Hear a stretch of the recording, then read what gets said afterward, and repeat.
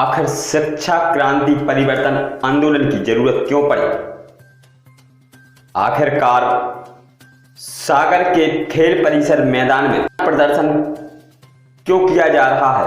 आखिर ये क्यों कहा गया क्रांति से जिंदा लोग ही जुड़े, क्योंकि मुर्दे क्रांति नहीं किया करते? आइए हम विस्तार से बताते हैं।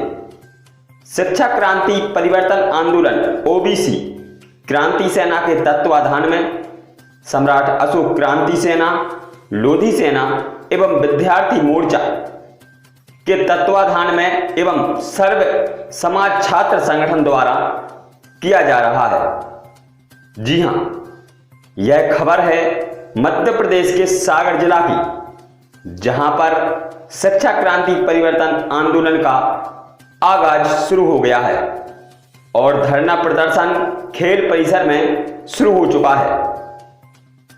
आखिर इसका उद्देश्य क्या है, आइए हम जानें। अरे भाइयों, जैसा कि आप सभी जानते हैं कि निःशुल्क शिक्षा और स्वास्थ्य हर भारतीय का मौलिक अधिकार है और संविधान द्वारा अधिकारों में महत्वपूर्ण मौलिक अधिकार हैं और भारत के हर नागरिक को शिक्षा और स्वास्थ्य निःशुल्क मिलना चाहिए। इसी बात को सर्वप्रथम ज्योतिराव फुले एवं सावित्रीबाई फुले ने शिक्षा के महत्व को समझाते हुए भारत का प्रथम महिला स्कूल खोला।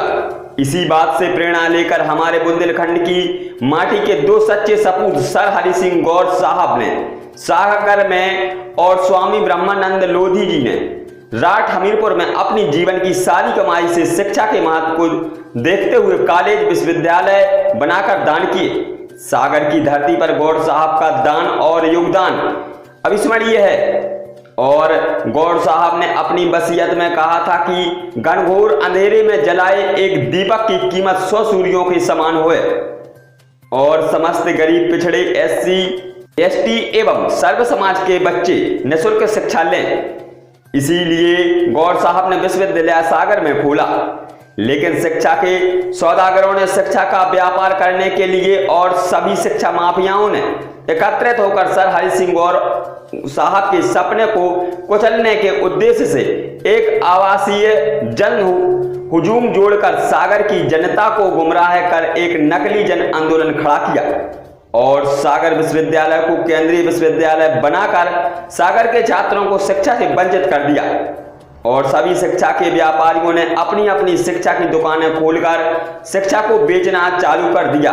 शिक्षा का स्तर गिराया और फर्जी डिग्रियां बनाकर बेची और भी शिक्षा के नाम पर कई घिनौने कृत्य किए और गौर साहब के सपने को तार तार किया। केंद्रीय विश्वविद्यालय बनने से सिर्फ विश्वविद्यालय में काम करने वाले प्रोफेसरों और कर्मचारियों की तनख्वाह चौगुनी हो गई और शिक्षा माफियाओं की चांदी हो गई और समस्त सागर के छात्र शिक्षा से वंचित हो गए। इसलिए यह जन आक्रोश शिक्षा क्रांति परिवर्तन आंदोलन आप सभी के सामने और आप सभी के साथ की आवश्यकता हुई। कृपया सागर की पहचान बनाने हेतु और गौर साहब का ऋण चुकाने हेतु इस आंदोलन में अपनी भागीदारी अवश्य दें। गौर साहब के सपूत मांग है शिक्षा क्रांति परिवर्तन। क्या है इस आंदोलन की मुख्य मांग है, इसको भी हम विस्तार से जानते हैं।